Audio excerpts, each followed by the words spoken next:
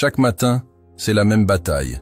Ton esprit te tire en arrière, te fait douter, t'épuise avant même que la journée commence. Et tu sais ce qui est pire?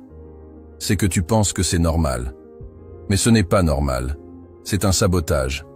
Ton propre esprit joue contre toi, comme un parasite silencieux qui s'attaque à tes rêves. Chaque excuse que tu acceptes, chaque peur que tu tolères, ce sont des chaînes que tu renforces. Mais aujourd'hui, ça s'arrête. Aujourd'hui, je vais te montrer comment reprendre le contrôle. Pas avec des phrases toutes faites ou des conseils banals. Non. On va aller plus profond. On va déterrer ce qui te retient et brûler ce qui n'a plus sa place dans ta vie. Prépare-toi, car ce voyage ne sera pas confortable. Mais il est nécessaire. Parce que si tu ne contrôles pas ton esprit, quelqu'un ou quelque chose d'autre le fera à ta place. Ton esprit n'est pas ton allié par défaut. Il est programmé pour la survie, pas pour l'excellence. Il te pousse à rester dans ta zone de confort, à fuir les risques, à choisir le chemin le plus facile.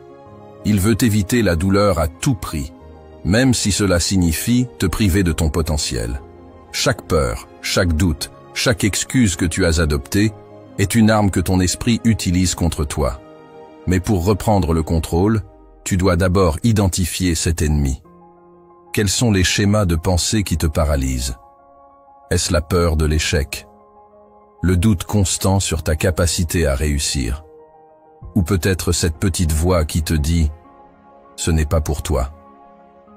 Quels mensonges répètes-tu à toi-même? Des phrases comme « je n'ai pas le talent » ou « je n'ai pas les ressources ». Ne minimise pas ces pensées. Elles ne sont pas inoffensives. Ce sont des barrières invisibles qui te maintiennent prisonnier. Chaque fois que tu les laisses passer sans les confronter, elles gagnent en puissance. Liste-les. Prends une feuille, écris-les noir sur blanc. Ne te contente pas de les penser, extirpe-les de ton esprit et mets-les sous tes yeux. Regarde-les en face, car ce ne sont que des illusions, des cages que tu as construites dans ton propre esprit. Pose-toi cette question. D'où viennent ces pensées? Ont-elles été implantées par une expérience passée, une critique, une peur transmise par ton entourage? Comprendre leur origine peut t'aider à réduire leur pouvoir. Une fois identifiées, tu peux commencer à les démystifier. Transforme ton regard. Ces ennemis ne sont pas insurmontables. Ils ne sont que des fragments de ton passé ou des projections d'un futur incertain. Le véritable combat commence lorsque tu décides de les affronter. Rappelle-toi, on ne peut pas battre un ennemi qu'on refuse de reconnaître. L'identification, c'est le premier pas vers la libération. Regarde-les droit dans les yeux et dis-leur « Je vous vois et je vous vaincrai ». Maintenant, fais cet exercice. Chaque jour, note une pensée limitante que tu as remarquée. Écris ensuite une vérité qui la remplace. Par exemple, transforme « Je n'ai pas le talent » en « Je peux apprendre tout ce dont j'ai besoin ». Ces affirmations ne sont pas de simples mots. Elles sont des armes que tu peux utiliser pour contre-attaquer. Se connaître, c'est posséder un pouvoir immense. En identifiant ton ennemi intérieur, tu commences à briser ses chaînes et à préparer ton esprit à la transformation. Laisse cette étape te guider vers une plus grande clarté et une plus grande force. Une fois que tu as identifié ton ennemi intérieur, il est temps de démanteler les illusions qui te maintiennent enchaîné. Ces illusions sont les piliers sur lesquels ton esprit saboteur s'appuie pour te contrôler. Elles prennent souvent la forme de croyances populaires mais fausses. Et elles sont insidieuses parce qu'elles semblent raisonnables. Combien de fois as-tu attendu d'être motivé pour agir? Combien de projets as-tu reportés en te disant « Je le ferai quand je serai prêt ». La vérité, c'est que la motivation est une émotion éphémère. Elle vient et repart comme une vague. Et si tu dépends d'elle, tu ne construiras rien de solide. Ce dont tu as réellement besoin, c'est de discipline. La discipline est l'antidote à cette illusion, car elle ne dépend pas de ce que tu ressens à un moment donné. Elle repose sur des actions régulières, cohérentes, même lorsque tu n'en as pas envie. Une autre illusion majeure est celle du temps. Tu te dis peut-être « Je n'ai pas le temps de me lancer dans ce projet, ou « je suis trop occupé ». En réalité, tu n'as pas un problème de temps, mais de priorité. Regarde comment tu passes tes journées. Combien d'heures perds-tu sur ton téléphone, à scroller sans but, ou devant des séries qui ne t'apportent rien? Si quelque chose est important pour toi, tu trouveras le temps. Sinon, tu trouveras une excuse. Beaucoup pensent qu'ils ne peuvent pas réussir, parce qu'ils n'ont pas le talent naturel pour cela. Mais le talent est largement surestimé. Ce qui compte vraiment, c'est l'effort et l'entraînement. Chaque expert que tu admires a un jour été un débutant maladroit. La seule différence entre eux et toi, c'est qu'ils ont refusé de laisser cette illusion les arrêter. Ils ont travaillé, échoué, appris et répété ce cycle jusqu'à ce qu'ils deviennent excellents. Toi aussi, tu peux faire de même, si tu es prêt à abandonner l'idée que tu dois être parfait dès le départ. Prends un moment pour réfléchir aux croyances qui limitent ta progression. Écris-les comme tu l'as fait pour tes schémas de pensée dans le chapitre précédent. Ensuite, questionne-les. Demande-toi, est-ce vrai? Ou d'où vient cette croyance? Tu découvriras souvent qu'elle ne repose sur rien de tangible. Lorsque tu détruis ces illusions, tu ouvres la voie à une nouvelle façon de penser, plus libérée et plus efficace. Voici la vérité. Tout ce que tu veux dans la vie a un prix. Ce prix, c'est ton effort, ton temps et ton engagement. Tant que tu refuses d'abandonner ces illusions, tu continueras de chercher des raccourcis qui n'existent pas. Mais une fois que tu les détruis, tu réalises que tu es capable de bien plus que ce que tu pensais. Et cette réalisation est le début de ta transformation. Ton esprit fonctionne comme un logiciel. Ce que tu y installes détermine les résultats que tu obtiens. Si actuellement tu as l'impression de stagner, c'est parce que ton esprit est rempli de bugs, des croyances limitantes, des peurs irrationnelles, des excuses que tu acceptes comme des vérités. Pour prendre le contrôle, tu dois reprogrammer ce logiciel défectueux. Commence par définir clairement qui tu veux devenir. Pas ce que les autres attendent de toi, mais ce que toi, tu veux vraiment. Imagine ton esprit comme une boussole. Si tu ne fixes pas un cap précis, il tournera en rond. Écris cette vision noir sur blanc.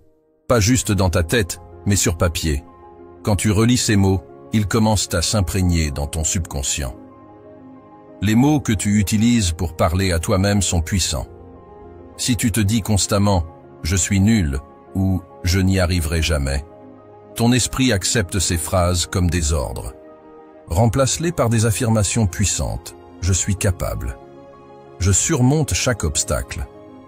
Dis-les à haute voix chaque jour, surtout quand tu doutes. Mais ne te contente pas de les réciter. Agis comme si elles étaient vraies. Le cerveau est malléable. Il commence à croire ce que tu lui répètes régulièrement. La peur est un bug majeur dans ton système. Mais voici la vérité. Elle ne disparaîtra jamais complètement. Tu dois apprendre à avancer avec elle. Chaque jour, fais quelque chose qui te met mal à l'aise. Que ce soit parler en public, demander une opportunité ou te lever une heure plus tôt pour travailler sur tes rêves. Chaque petit acte de courage reprogramme ton esprit pour devenir plus résilient, plus audacieux. Ce que tu consommes mentalement a un impact direct sur ta programmation.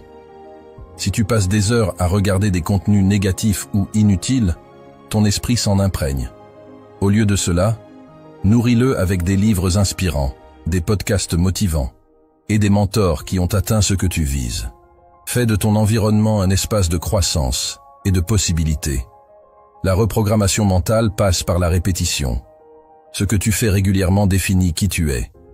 Crée une routine matinale puissante, méditation, écriture de tes objectifs, exercice physique. Ces rituels ne sont pas seulement des actions, ce sont des déclarations de contrôle. Ils envoient un message clair à ton esprit. Je suis aux commandes. Reprogrammer ton esprit demande du temps, de la patience et surtout de la constance. Mais chaque jour où tu fais un pas dans cette direction, tu te rapproches de ton potentiel maximal. La transformation commence de l'intérieur et elle est à ta portée. Prends le contrôle. Écris le nouveau code. et deviens la meilleure version de toi-même. La plupart des gens fuient la douleur. C'est instinctif. La douleur est inconfortable, effrayante, parfois paralysante.